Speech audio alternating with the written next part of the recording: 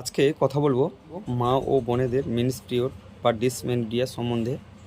যেনাদের men's period চলাকালীন তলপেট যন্ত্রণা, মাথা যন্ত্রণা, মাথা ঘোরানো, বমি বমি ভাব, অল্প স্বল্প পরিশ্রম করলে অতিরিক্ত পরিশ্রম বলে মনে হয়, পায়ে ও হাতের গাঁট গাঁট যন্ত্রণা, চোখের যন্ত্রণা, খিদা মন্দতা, নানা রকমের সমস্যার জন্য আজকে কথা বলবো দুটি বেস্ট হোমিওপ্যাথি মেডিসিনের কথা। প্রথম নম্বর যে মেডিসিনটির কথা বলবো সেটি হলো পালসিটিলা।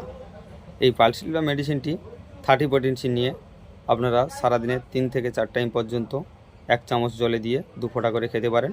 আরেকটি যে মেডিসিনের কথা বলবো সেটি হলো বায়োকমি মেডিসিন ম্যাকফস।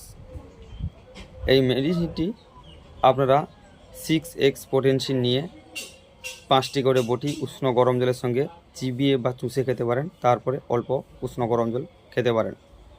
এই মেডিসিনটিকে আপনারা 3 থেকে 4 টাইম পর্যন্ত নিতে পারেন।